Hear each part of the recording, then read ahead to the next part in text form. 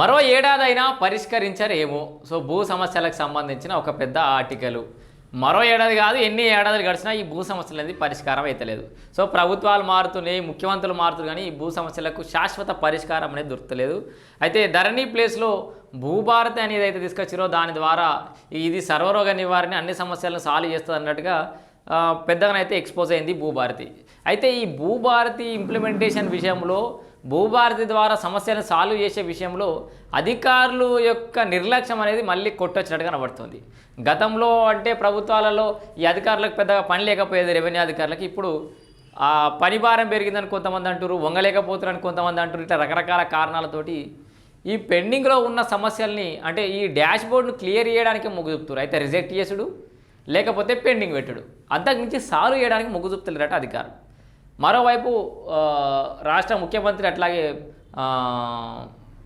Revenue శాఖ మంత్రి పొంగులేటి శ్రీనివాసరెడ్డి ఏమో ఆగస్టు 15 తారీఖు లోపల అన్ని సమస్యలను సాల్వ్ చేయరు అని చెప్పేసి టార్గెట్ పెట్టారు.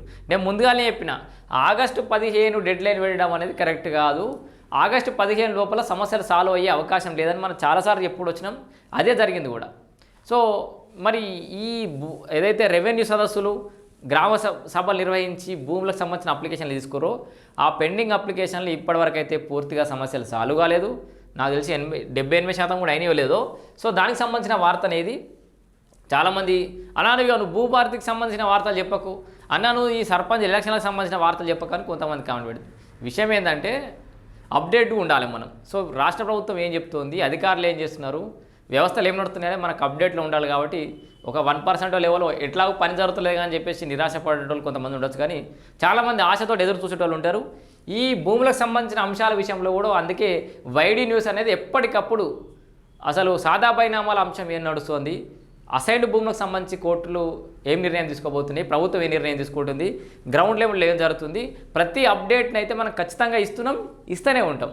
సో అయితే ఇప్పుడు ఓవరాల్గా రెవెన్యూ సదస్సులలో వచ్చినటువంటి అప్లికేషన్లు ఏం జరిగినాయి, ఆగస్టు 15 తారీఖు డెడ్ లైన్ పెట్టారు కదా, అది ఎక్కడ దాకా వచ్చిందో ఒకసారి చూద్దాం. మరో ఏడాదైనా పరిష్కరించరేమో, భూ సమస్యలపై అధికారుల నిర్లక్ష్యం, ఆగస్టు 15తో ముగిసిన గడువు, 15% కూడా సాల్వ్ కాలే. చూసిరా, 15% కూడా పూర్తి కాలేదు, ఇంకా కూడా సమస్యలు సాల్వ్. రిజెక్ట్ లేదా పెండింగ్కి ఆఫీసర్ల మొగ్గు, పీఓబీ ప్రాబ్లమ్స్ పట్టించుకొని రెవెన్యూ, సీఎం మంత్రి నిర్ణయాలకు విరుద్ధంగా వ్యవహారం అట. సో భూ సమస్యల పరిష్కారంలో అధికారుల నిర్లక్ష్యంగా వ్యవహరిస్తున్నారు. మానవతా దృక్పథంతో చూడాలని సీఎం రేవంత్, మంత్రి పొంగులేట్లు ఇచ్చిన ఆదేశాలను పట్టించుకోవడం లేదు. ధరణి, భూభారతి పోర్టల్లో వచ్చిన అప్లికేషన్లు, రెవెన్యూ సదస్సులో స్వీకరించిన దరఖాస్తులను ఆగస్టు 15 లోపు పరిష్కరించాలన్న ప్రభుత్వ సంకల్పాన్ని తుంగలోకి తొక్కేశారు. 9 లక్షల అప్లికేషన్లలో పావు సగం కూడా పరిష్కరించలేదు. సో మనం ముందు చెప్పినాం, అన్ని రకాల సమస్యలు కలిపి దాదాపుగా ఒక 9 లక్షల అప్లికేషన్లు వచ్చినాయి. దాట సగం కూడా కాలేదు, పావంతు కూడా కాలేదట, 15% కూడా కాలేదట. 9 ఓకే, పాత రికార్డులను పరిశీలిస్తే 90% దరఖాస్తులను పరిష్కరించే అవకాశం ఉంది. వాస్తవానికి ఈ ఏదైతే 9 లక్షల అప్లికేషన్లలో 90% పూర్తి చేయొచ్చు. ఏది పాత రికార్డులను పరిశీలిస్తే, పాత రికార్డులను తిరిగేసే అంత ఓపిక కూడా అధికారుల దగ్గర లేదన్నట్టు. ఏం చేస్తారు అధికారులు?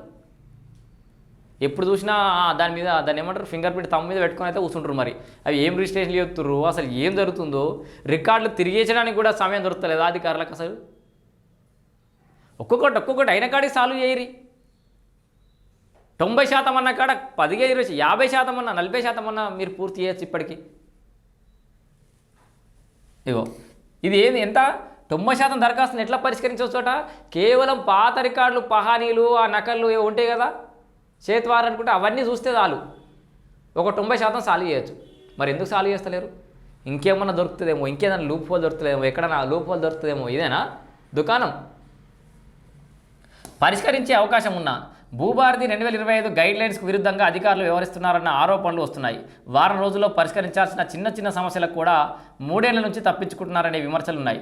రికార్డులను వెరిఫై చేసి సాల్వ్ చేయాల్సిన అప్లికేషన్లను 5-6 సార్లు రిజెక్ట్ చేసిన ఉదాహరణలు కూడా ఉన్నాయి. ప్రధానంగా పీఓబీ సమస్యలపై శాశ్వత పరిష్కారం దిశగా స్పష్టమైన ఆదేశాలు ఇవ్వకపోతే ఇబ్బందులు అయితే తప్పేలా లేవు. ఇప్పుడున్న దరఖాస్తుల్లో 25% కూడా పరిష్కారం చేయరు. కేవలం డాష్ బోర్డు క్లియర్ చేసి, అంటే ఆర్డీఓలు తహసీల్దార్ల భాషలో ఫైల్ డిస్పోజ్ చేస్తారు, ఏదో ఒకటి చెప్పి. దీని ద్వారా రైతులకు న్యాయం దక్కినట్లు కాదు. ఇకనైనా సమస్యల పరిష్కారంలో ప్రామాణికత నిర్దేశించాల్సిన అవసరం ఉంది.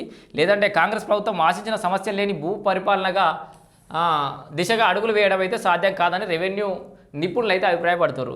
ఉన్నది ఉన్నట్లుగా రాయడానికి ఏంది వీళ్ళకు కష్టం? రాష్ట్ర వ్యాప్తంగా లక్షలాది ఎకరాల పట్టా భూమిపై 5 ఏళ్లుగా నిషేధాజ్ఞలు కొనసాగుతున్నాయి. 5-6 దశాబ్దాలుగా పట్టాగా ఉన్న భూములను కాస్రా పహానీ సాగుతో పీఓబీలో నమోదు చేశారు.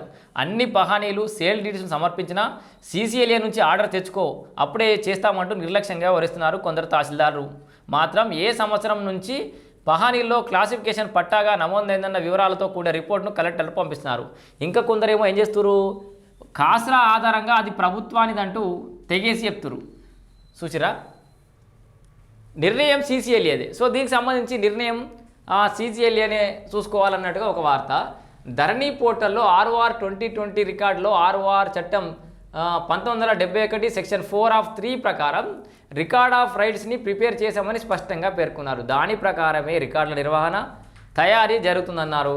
అలాంటప్పుడు కాస్రా సేత్వార్ రికార్డుల ప్రకారం నిషేధిత జాబితాలో పట్టా భూములను నమోదు చేయడం విడ్డూరంగా ఉంది.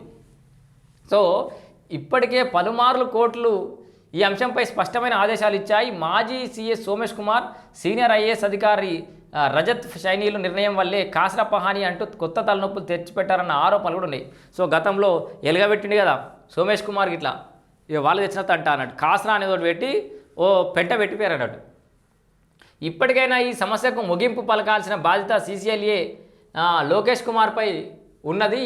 ఎన్నేళ్ళ నుంచి పట్టాగా ఉంటే నిషేధాన్ని ఓకే ఎన్నేళ్ళ నుంచి పట్టాగా ఉంటే దాన్ని నిషేధిత జాబితాలు వచ్చి పీఓబీలోకి వెళ్ళి తీసేస్తాము అనేది ఒక రూల్ తీసుకోవాలి. ఒక క్లారిటీ ఉండాలి జనాలకి. తొలగిస్తారో చెప్పాలి. సో ఎన్నేళ్ళ నుంచి పట్టాగా ఉంటే నిషేధాన్ని తొలగిస్తారో చెప్పాలి ఖచ్చితంగా. కాస్రా పహానీ ప్రకారం అవన్నీ ప్రభుత్వానివేనని తేల్చాలనుకుంటే అలాగైనా స్పష్టమైన సర్క్యులర్ జారీ చేయాలి. సో సింపుల్ లైన్ మీకు అర్థమైంది కదా. 2 లైన్లు క్లియర్గా అడిగిరు వీళ్ళు. రెండు ప్రశ్నలు ఉన్నాయి ఇక్కడ. ఇగో నెంబర్ 1 ప్రశ్న, ఎన్నేళ్ల నుంచి పట్టాగా ఉంటే నిషేధాన్ని తొలగిస్తారో చెప్పాలి. 1 కాస్రా పహానీ ప్రకారమే ఇవన్నీ ప్రభుత్వాన్ని తెలిసా. కాస్రా పహానీలో ఉంటే అదిగా కాస్రా ఉంటే అది ప్రభుత్వాందే అని చెప్పాలనుకుంటే అట్లనే స్పష్టమైన సర్క్యులర్ జారీ చేయాలి. కాస్రా పహానీ ప్రకారం అవన్నీ ప్రభుత్వాన్ని తేల్చాలనుకుంటే అలాగైనా సర్క్యులర్ జారీ చేయాలి. అంతే కదా. నెంబర్ 1. నెంబర్ 2, సో 4 ఏళ్లుగా పట్టా భూములను ప్రభుత్వ భూములంటూ 22(a) ప్రకారం పీఓబీ జాబితాలు నమోదు చేయడం పట్ల వేలాది కుటుంబాలు ఆగమయ్యాయి. దీనికి మార్గాన్ని వెతకపోతే లక్షలాది ఎకరాల భూమి క్రయ విక్రయాలు జరగకుండా నిలిచిపోతుంది. సో దీనివల్ల కూడా రెవెన్యూ కూడా ఇబ్బంది పడుతుంది. సో ఇక్కడ ఒక ఎగ్జాంపుల్ ఇచ్చారు ఒక అవ్వది. సర్కారు అయితే ఇవేంటి. సో ఈ ముచ్చట కూడా చదువుదాం ఒకసారి. ఏంది, సేత్వార్ కాస్రా పహానీ ప్రకారం ధరణి డేటాను అప్లోడ్ చేయడం అంటే కొరివితో తలగొక్కోవడమే. ఎన్నో పరిణామాలు, పొరపాట్లు, నిర్లక్ష్యాలు చోటు చేసుకున్నాయి. ఈ క్రమంలోనే 2015లో భూ రికార్డుల ప్రక్షాళన చేశారు. దాని ప్రకారం కొత్త పట్టాదారు పాస్ పుస్తకాలు జారీ చేశారు. వాటిని ప్రామాణికంగా తీసుకోవడం ద్వారానే ధరణి పోర్టల్ 90% సక్సెస్ అయింది. అందరికీ పట్టాదారు పాస్ పుస్తకాలు వచ్చాయి. మరి ఇప్పుడు పీఓబీలో ఎలా నమోదు చేసిరు అవన్నీ? 2, రెవెన్యూ రికార్డులోని లక్షలాది ఎకరాల ప్రభుత్వ భూమి వివిధ రూపాల్లో సెటిల్ అయినాయి.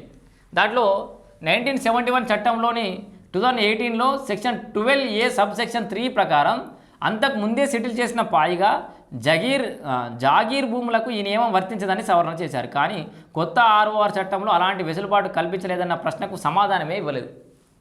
ఇంకోటి, కాస్రా పహానీ 1954-55లో కొన్నింటికి ఖాతాదారు పేర్లున్నాయి.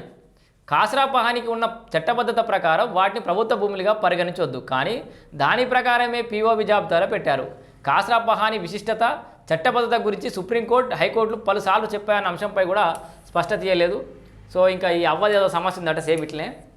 ఒకసారి ఈ సమస్య కూడా ఉంటే ఇట్లాంటి సమస్యలు మీకు కూడా ఎవరికైనా ఉండొచ్చు. అధికారులు చేసిన తప్పే అయినా, అంటే అధికారులే తప్పు చేసినప్పటికీ ఏం జరిగింది, చేసిన తప్పును సుమోటోగా స్వీకరించి సరిదిద్దాల్సిన అధికారులు బాధితులను ముప్పు తిప్పలు పెడుతున్నారు. రెవెన్యూ రికార్డులో తన భర్త పేరు తప్పుగా ఉందని నిద్రం చెన్నమ్మ 2022 జూలైలో అన్ని ఆధారాలతో అప్లై చేసింది. ఎప్పుడు 2022. సో కొద్దిసేపు ఈ ప్రభుత్వాలు లెక్కలు తీసుకోకూరు మీరు. బీఆర్ఎస్ఆ కాంగ్రెసా కాదు. భూ సమస్యలు ఈ పార్టీలు పుట్టక ముందు నుంచి ఉన్నాయి. ఇంతవరకు కూడా ఎవరితో అయితలేదు. ఇప్పటికే పరిష్కరించడం లేదు. రంగారెడ్డి తహసీల్దార్ ఆర్డీఓ రికమెండెడ్ అని రాసి సంతకాలు చేసి కలెక్టరేట్కు పంపారు. సీసీఎల్ఏ దాకా ఫైల్ వెళ్ళింది. ఇప్పుడేమో తిరిగి కిందికి వచ్చేసింది. మళ్ళీ తహసీల్దార్ దగ్గర పెండింగ్ అని చూపిస్తోంది. ఇప్పుడు ఆమెకు 85 ఏళ్ళు, ఆరోగ్యం కూడా బాగాలేదు. ఆ వృద్ధురాలు ఇంకెంతకాలం ఎదురు చూడాలి, ఇంకెంతకాలం ఓపిక పట్టాలో అధికారులే చెప్పాలి. పుట్టుకున్న తల్లికి ఏమన్నైతే మళ్ళీ వాడు దాన్ని ఎంబడి పట్టుకొని తిరగాలి వాళ్ళ వారసులుగా. ఇదా ఏండ్లకేండ్ల గడిస్తే. సో ఇట్లా మరో ఏడాదైనా పరిష్కరించరేమో కాదు, ఇంకా కొన్ని దశాబ్దాలైనా పరిష్కరించరేమో అని టైటిల్ పెట్టుకోవాల్సిన పరిస్థితి ఏర్పడుతుంది భూములకు సంబంధించి. సో మొత్తంగా 2-3 ప్రశ్నలు అయితే వినబడుతున్నాయి. దాదాపు తహసీల్దారులు ఆర్డీఓలు వీళ్ళంతా కూడా రిజెక్ట్ చేయడం లేదా పెండింగ్లో పెట్టడం, డిస్పోజ్ చేయడం మాత్రమే చేస్తున్నారు తప్పితే సొల్యూషన్ చూపెట్టట్లేదు. దానికి 90%, ఇప్పుడు 9 లక్షల అప్లికేషన్లు ఏవైతున్నాయో గ్రామ సభలలో అక్కడిక్కడ తీసుకున్నాయి, 90% అప్లికేషన్లు కేవలం రికార్డులు వెరిఫై చేస్తే కూడా సమస్యలు సాల్వ్ చేయొచ్చు. రికార్డులు వెరిఫై చేయడానికి కూడా సమయం సరిపోతలేదు మన రెవెన్యూ ఉద్దండులకి.